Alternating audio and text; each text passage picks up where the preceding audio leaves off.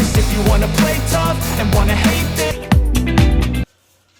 विद्यार्थी मित्रांनो, ताऱ्यांची जीवनयात्रा या पाठाच्या दुसऱ्या तासामध्ये आपलं सर्वांचं स्वागत आहे. यापूर्वीच्या तासामध्ये आपण बघितलेल्या ताऱ्यांच्या संदर्भातल्या माहितीचा पुढचा भाग आपण या व्हिडिओमध्ये बघणार आहोत.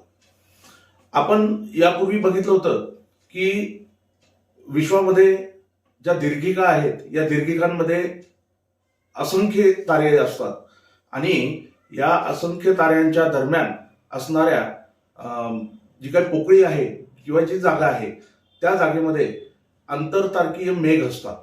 ही आंतरतारकीय मेघ ही धूळ किंवा इतर वायूंच्या सहाय्याने बनलेले हे विशाल असे ढग आहेत. आपल्याला स्क्रीनवर चित्रात दिसत आहेत अशा पद्धतीचे आंतरतारकीय मेघ असतात. हबल या अंतराळात स्थित असणाऱ्या एका दुर्बिणीने हे काढलेलं या आंतरतारकीय मेघांचं हे छायाचित्र आहे.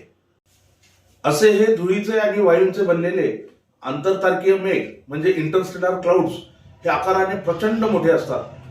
विचार करा की यापूर्वी देखील आपण बोललो की प्रकाशाला एका सेकंदामध्ये 3 लाख किलोमीटर इतका प्रवास करता येतो. परंतु या आंतरतारकीय मेघांमध्ये जेव्हा प्रकाश एका बाजूने जातो दुसऱ्या बाजूने त्याला बाहेर पडण्यासाठी काही हजार वर्षांचा कालावधी देखील लागू शकतो. असे हे आकाराने प्रचंड असणारे आंतरतारकीय मेघ जर यांच्यामध्ये काही डिस्टर्बन्सेस झाले तर मग मात्र ताऱ्यांच्या निर्मितीची प्रक्रिया करतो. आपल्याला प्रश्न पडला असेल की ताऱ्यांची निर्मिती नेमकी होते कशी. तर मी आत्ताच तुम्हाला जे आंतरतारकीय मेघ म्हणालो या मेघांमध्ये जी हालचाल घडून येते डिस्टर्बन्सेस होतात आणि हे वायू आणि धुळीचे कण एकमेकांकडे आकर्षले जातात आणि हे एकत्र येतात.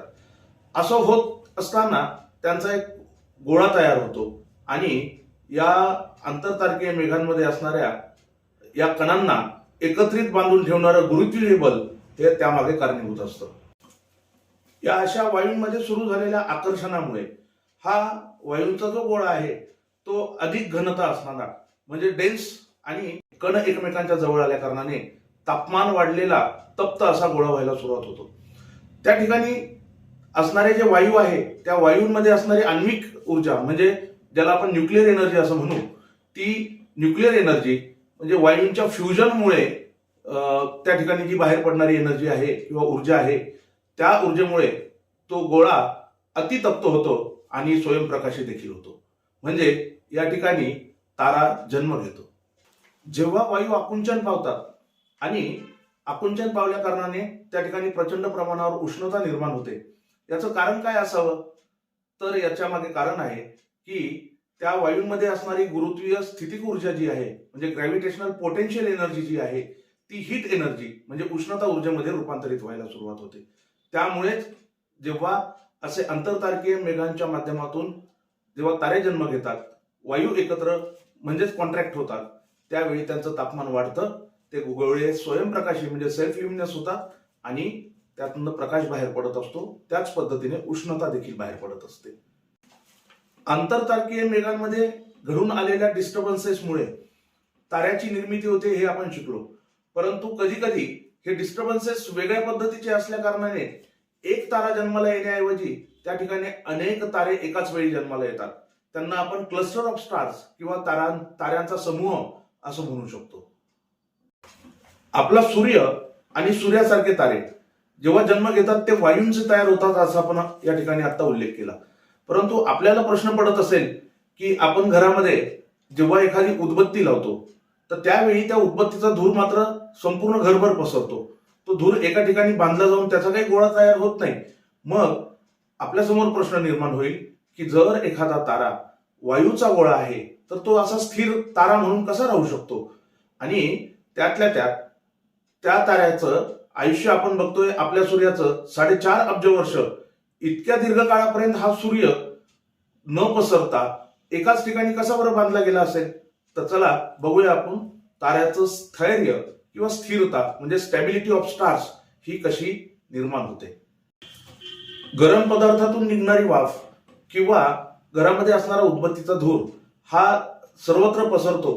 मग जेव्हा तारे जन्माला येतात तेव्हा त्या ताऱ्यांमध्ये असणारे वायू अवकाशामध्ये सर्वत्र का पसरत नसावेत असा जर आपण विचार केला तर त्या मागील जे गमक आहे ते आहे गुरुत्वीय बल. या ताऱ्यांमध्ये असणारे वायूंचे कण एकमेकांना इतक्या मोठ्या प्रमाणावर आकर्षित करतात की या आकर्षणामुळे त्या ठिकाणी प्रचंड गुरुत्वीय बल निर्माण होतं आणि या गुरुत्वीय बलामुळे हे कण एकमेकांकडे खेचले जाऊन ताऱ्यांना जो एक स्पेरिकल किंवा गोल आकार प्राप्त झालेला आहे तो आकार स्थिरता दाखवतो. त्याचवेळी त्या वायूंचा प्रचंड दाब बाहेरच्या बाजूने त्या ठिकाणी असतो. तुम्हाला संतुलित आणि असंतुलित बल हे बलाचे प्रकार माहिती आहेत. म्हणजे इथे काय होत असावं की वायूंनी बाहेरच्या बाजूला दिलेला दाब आणि वायूंच्या गुरुत्वाकर्षणा कारणाने केंद्राकडे खेचले जाणे या दोन्हीही बलांना संतुलित केलं गेल्या कारणाने त्या ताऱ्यांचा आकार हा निश्चित असतो. तारे आकार बदलत नाहीत, अवकाशामध्ये पसरत नाहीत, त्यामागे त्या ताऱ्यांचा गुरुत्वीय बल आणि त्याच पद्धतीने वायूचा दाब म्हणजे ग्रॅव्हिटेशनल फोर्स आणि प्रेशर एक्झर्टेड बाय गॅसेस या दोन्हीही क्रिया संतुलित असल्या कारणाने हे शक्य होतं.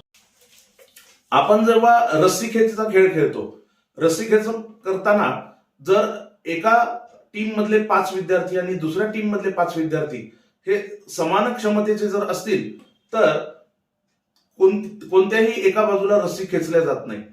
याचा अर्थ जर बल संतुलित असतील तर आपल्याला त्या बलाचा परिणाम दिसत नाही.